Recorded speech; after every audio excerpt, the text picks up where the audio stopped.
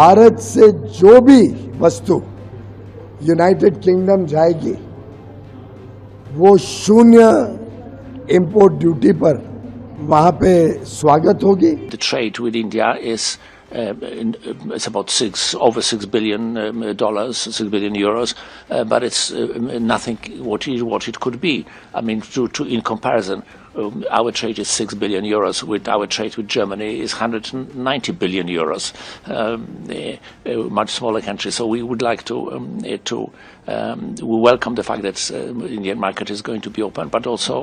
तो सुना ना आपने ये बयान, लेकिन दुनिया एक ऐसे महायुद्ध के मुहाने पर इस वक्त खड़ी है जिसकी कल्पना मात्र से रूह कांप जाए। अमेरिका और ईरान के बीच की ये जंग सिर्फ दो देशों की नहीं बल्कि पूरी ग्लोबल इकोनॉमी की तबाही का मंजर लिख रही है। कच्चा तेल $100 के पार जाने को फिर से बेताब है। शेयर बाजार ताश के पत्तों की तरह ढह रहे हैं और हर देश डरा हुआ है कि कल सुबह उसकी रसोई का बजट क्या होगा। लेकिन ठहरिए, इसी बारूद की गंध के बीच नई दिल्ली के गलियारों से एक ऐसी खबर आई जिसने पूरी दुनिया को चौंका दिया। जब दुनिया के बड़े बड़े देश बंकरों में छिपने की तैयारी कर रहे थे, तब भारत ने व्यापार के मैदान में एक ऐसा धमाका कर दिया जिसकी गूंज अब लंदन तक सुनाई दे रही। 15 जुलाई याद रखिए यह तारीख, क्योंकि इस दिन भारत वो करने जा रहा है जो पिछले 75 सालों में नहीं हुआ। कैसे भारत ने इस तनाव के बीच बाजी मार ली, कैसे मिडिल ईस्ट की आग के बीच भारत ने अपना आर्थिक किला फतह कर लिया। आज मित्र देश के इस मेगा एपिसोड में हम इस सबसे बड़े आर्थिक खेल की परत दर परत खोलेंगे। नमस्कार, जय हिंद, मैं हूं आयुष और आप देख रहे हैं भारत तक।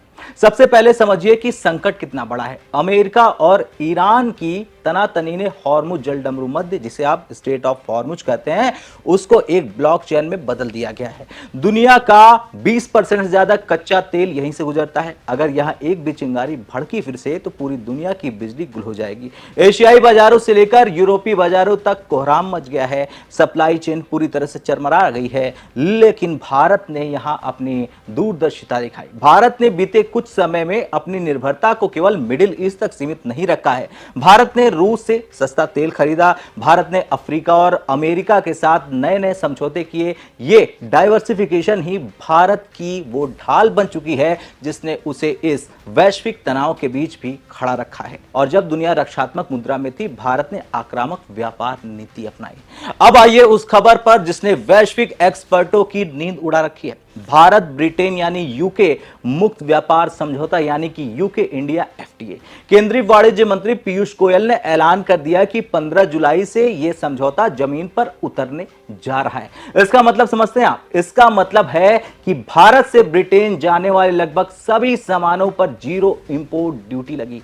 अब उन्होंने आगे क्या कुछ कहा, जरा ध्यान से सुनिए। आज 2 दिन रह गए, आज 12 तारीख है।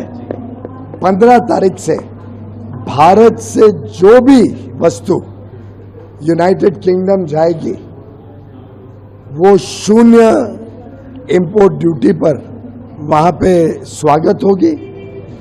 हम सब के लिए नए अवसर, अपार संभावनाएं लेके ये UK India free trade deal आया है।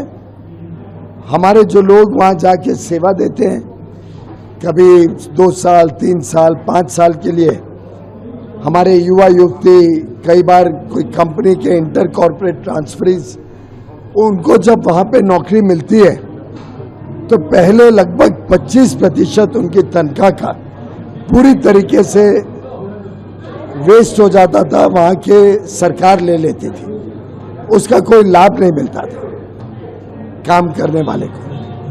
अब हमने एक डबल कंट्रीब्यूशन कन्वेंशन एग्रीमेंट भी फाइनलाइज किया है जो 15 तारीख से लागू होगा, जिससे 5 साल तक जो भी भारतीय वहां पे सेवा करने जाएगा सर्विसेज सेक्टर में या जॉब करने, उनकी तनख्वाह का 25% जो पहले वहां की सरकार ले जाती थी, अब वो भारत में अपने प्रोविडेंट फंड अकाउंट में जमा करेंगे। वो उन्हीं का पैसा होगा, उस पे उनको 8.25% ब्याज मिलता है, टैक्स फ्री, और साथ ही साथ उनके बुढ़ापे का सहारा बनता है, उनके परिवार का सोशल सिक्योरिटी कायम करता है। मैं समझता हूँ ये प्रधानमंत्री नरेंद्र मोदी जी के कुशल नेतृत्व का एक प्रतीक है कि UK India free trade agreement ना सिर्फ मर्चेंडाइज और गुड्स को देखता है, ना सिर्फ सर्विसेज सेक्टर को प्रोत्साहन देता है, पर साथ ही साथ जो हजारों की संख्या में लोग वहां पे सेवा करते हैं, नौकरी करते हैं, उन सब के लिए भी बड़ा उपहार लेके आया है। सोचिए हमारे छोटे उद्योगों के लिए कितनी बड़ी बात है। बांग्लादेश और वियतनाम जैसे देश जो टैक्स छूट के कारण हमसे आगे निकल रहे थे, अब भारत उन्हें ब्रिटेन के बाजार में पछाड़ देगा। भारतीय कपड़ा, चमड़ा, आभूषण और इंजीनियरिंग सामान अब सीधे ब्रिटिश दुकानों पर बिना किसी अतिरिक्त बोझ के पहुंचेंगे। यह सिर्फ एक व्यापारिक डील नहीं है, ये ब्रिटेन के बाजार पर भारत का कब्जा करने की सबसे बड़ी रणनीति है। अब भारतीयों की जेब में सीधा फायदा कैसा होगा, यह जानना बहुत जरूरी है। देखिए, इस डील का सबसे मानवीय और वित्तीय पहलू है भारतीय पेशेवरों के लिए जीत। पीयूष गोयल ने जानकारी दी कि इसमें डबल कंट्रीब्यूशन कन्वेंशन या डीसीसी का प्रावधान है।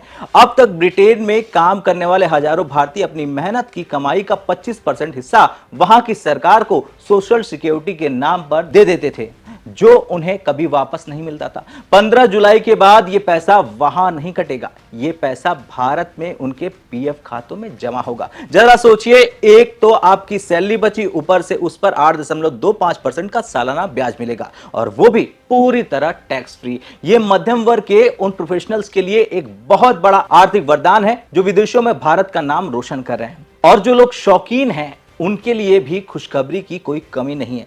भारत यूके एफटीए के तहत लग्जरी कारों पर लगने वाले भारी भरकम टैरिफ को हटाया जा रहा है। वर्तमान में जो कारें 100% से ऊपर की ड्यूटी के कारण करोड़ों में मिलती थी, उनकी कीमतों में 80% तक की भारी कटौती देखी जा सकती है।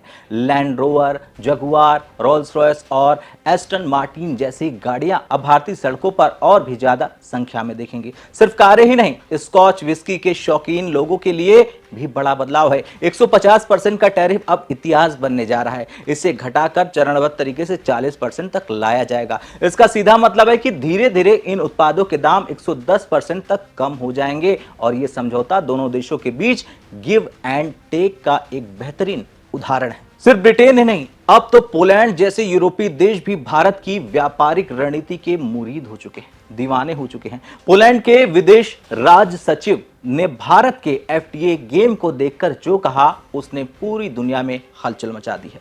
भारत की चतुराई ने यूरोप को अपना दीवाना बना लिया है। पोलैंड के विदेश राज्य सचिव ने दिल्ली में एक बड़ा बयान दिया है। उन्होंने कहा कि यूरोपीय संघ के साथ मुक्त व्यापार समझौता व्यापार को बढ़ावा देने में बहुत सहायक है। जब मैंने आपके व्यापार सचिव से इस डील के बारे में बात की, तो जिस तरह भारत ने इस पर हस्ताक्षर करवाए वो बहुत ही प्रभावशाली था। अब उन्होंने क्या कुछ कहा, आप जरा ध्यान से सुनिए। About the India-EU FTA now, you also mentioned in your remarks, Poland has strongly supported closer India-EU engagement, and with the FTA now moving forward, and we are hopeful that it would be concluded by the end of this year. How optimistic are you about its conclusion, and what would it mean for Poland, sir? Well, I mean, for us, of course, we are very much an export country, so we are very keen to open new markets. And the trade with India is it's about over $6 billion, €6 billion, but it's nothing what it could be. I mean, in comparison, our trade is €6 billion. With our trade with Germany is €190 billion. A much smaller country. So we would like to we welcome the fact that the Indian market is going to be open, but also the Indian producers are free to enter the Polish market. I mean, of course, the agreement is between the EU and not particular countries, but it's the particular countries which actually buy. That's within this framework. So we are very happy. I was very optimistic after the agreement was signed. We hope to be ratified. It has to be ratified by all 27 countries, but I don't foresee any problems in ratifying it in Poland. I cannot guarantee the others. खैर, कुल मिलाकर यह है कि जब दुनिया युद्ध की विभीषिका में उलझी है, भारत ने एक दूरगामी आर्थिक जीत हासिल कर ली है। यह डील यानी इंडिया यूके एफटीए डील दिखाती है कि भारत अब वैश्विक नियमों का पालन करने वाला देश नहीं, बल्कि नियम बनाने वाला देश बन चुका है। डोनाल्ड ट्रंप के टैरिफ वॉर से लेकर मिडिल ईस्ट की मिसाइलों तक भारत ने हर चुनौती को व्यापारिक अवसर में बदल दिया है। 15 जुलाई का यह आर्थिक बदलाव भारत की तकदीर और तस्वीर दोनों बदलने वाला है। क्या आप नए भारत की ताकत को महसूस कर पा रहे हैं? हाँ या ना में कमेंट कर अपनी राय जरूर दें। देखते रहिए मित्र देश, क्योंकि यहां बात होती है भारत की अखंड शक्ति की। जय हिंद।